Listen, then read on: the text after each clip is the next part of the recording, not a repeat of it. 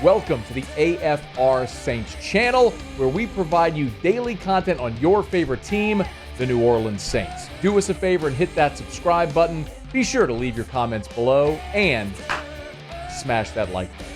Who dat? NFL free agency begins next week. There aren't a lot of big-name free agents on the Saints roster. We're going to keep an eye on Paulson Adebo, what happens with him coming off of injury. Posted a really cool video to social media, if you missed it, by the way. Paulson Adebo posted a video of him doing a standing backflip,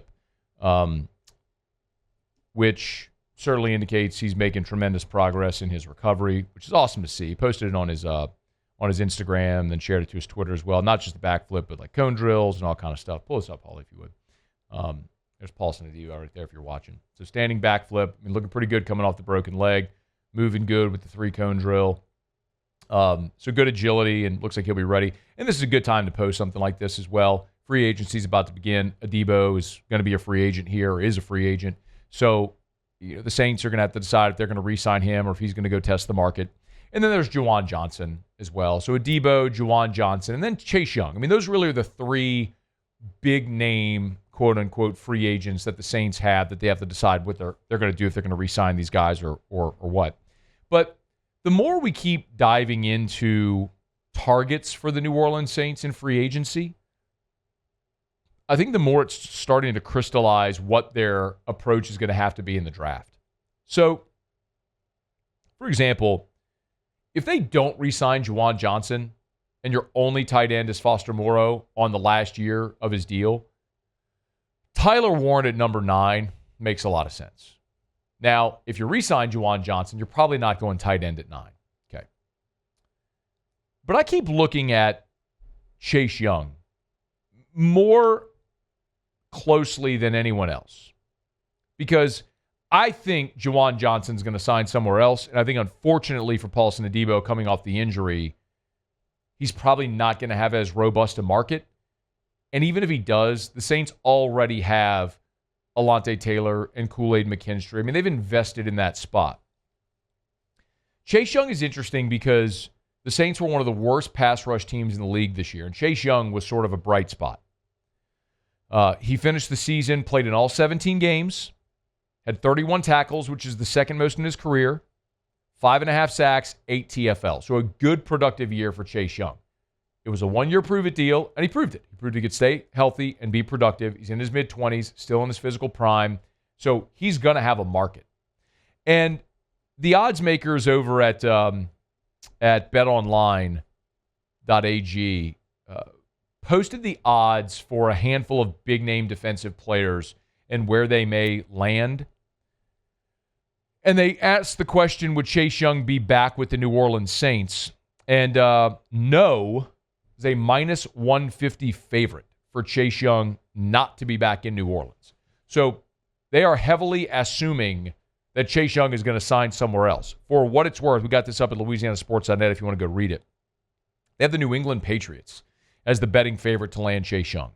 After that, the Kansas City Chiefs, the Carolina Panthers, Jacksonville, Detroit, the Chargers, a whole bunch of teams there. But anyway, the point being, it is seemingly unlikely, according to the odds makers, that Chase Young is back. He proved it. He's going to have a robust market. Someone with more money than the Saints is going to pay him. So, if that happens, and you don't re-sign Chase Young, think about where you're left. You've got an aging Cam Jordan, who has really become nothing more than just a situational pass rusher, kind of spot role player defensively. He's just, the productivity has just waned for Cam Jordan. This year, Jordan played in 17 games, had just 34 tackles, 4 sacks, 7 TFLs. For a guy that was, and you paid to be a franchise edge rusher throughout his career, he just isn't that anymore. And after you paid Carl Granderson, he had a disappointing season as well. You used a second-round pick on Isaiah Foskey 2 years ago, and he's played in just over 20 games in his career. So after playing in 10 games as a rookie, he played in every game this past year, so 27 games in his career that he's played in. But in those 27 games, He's got fewer than 30 career tackles. He's really been a special teamer. You got to go edge rusher. The more I look at this, I say, look, whatever happens in free agency largely is going to dictate what you do in the draft. Because if you're able to go address positions of need in free agency by re-signing your free agents or adding free agents, then it's not really a top priority in the draft. But if you don't address it in free agency, then you got to go get it in the draft, i.e. Taliesin Fuaga last year being drafted in the first round. You moved Trevor Penning to the right side. You didn't add a tackle in free agency. James Hurst retired. You had to get a tackle, no doubt, and they did it with their first-round pick. So I look at this and I go, okay, Cam's old, Granderson underperformed, Foskey's a bust. Betting odds suggest Chase Young isn't going to be back in New Orleans. Well, you got to go get somebody. Well, I'm looking at these odds, again, from Bet Online. DeMarcus Lawrence, minus 190 that he returns to New Orleans.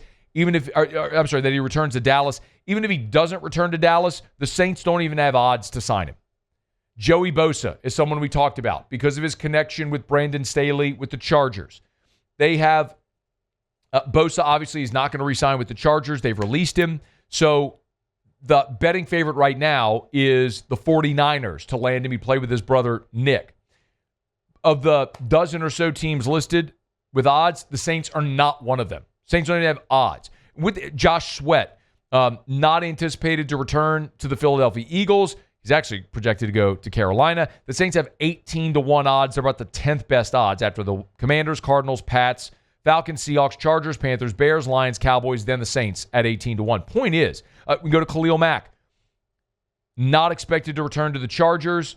The Saints do not have odds of landing Khalil Mack.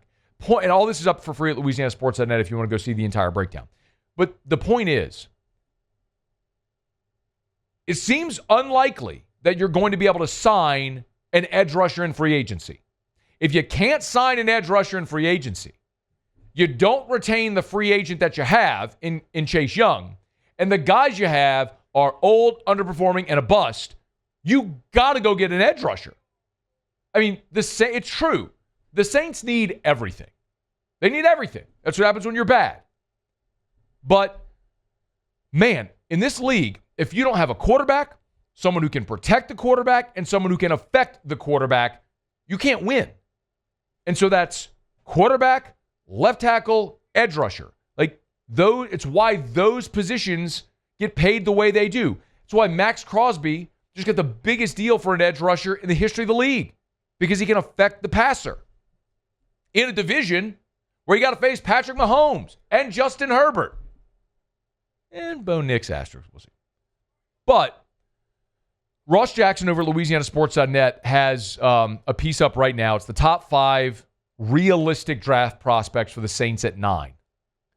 Who's realistically going to be on the board for the Saints when they pick at 9? We can talk all we want about Shadur or someone like that dropping.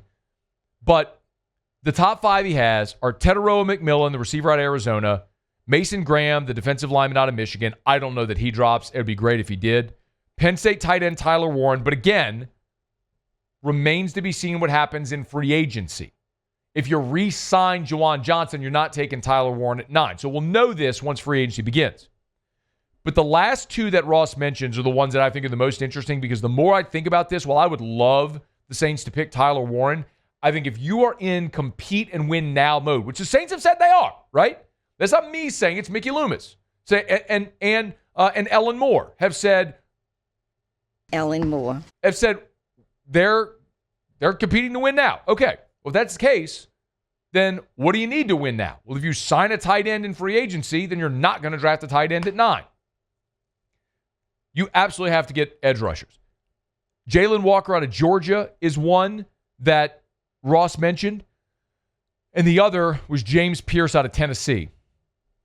And the interesting thing about James Pierce out of Tennessee is a lot of the word out of the combine is that some of the character issues came up. And I'm going to tell you, before this past season, Pierce was projected by some. If you go look at preseason mock drafts, he was projected as the number 1 pick in this draft, preseason. Number 1 on big boards and things like that. he had a good year for Tennessee. He's 6'5", he's athletic, he's a good pass rusher, elite pass rusher, but you're seeing him fall a little down boards, and that might be because of character issues. Something worth watching. Now, we know this time of year, there are always teams that plant stories about guys hoping that those guys fall so they can get them at better value. I'm not suggesting the Saints have done that with Pierce. I'm just saying somebody might have done that with Pierce. But if there is, as they say, where there's smoke, there's usually fire. If that's the case, I don't know that Pierce is the guy you want to target. Because at some point, the talent is worth the risk. I don't know if that's the case at 9, especially with a new head coach who's the youngest head coach in the league at 36 years old, trying to instill culture. So, while Pierce's talent would be tantalizing, he may be the choice, Jalen Walker may be a guy we start talking more and more about at 9, because depending on what the Saints do in free agency, and their, what seemingly, with all these odds, inability to sign an edge, you're going to have to get a pass rusher early in this draft, and it might be at 9. Might be one of the guys we just mentioned. Hey, thanks so much for watching. Please leave your comments. I love to interact, and be sure to hit the red subscribe button below.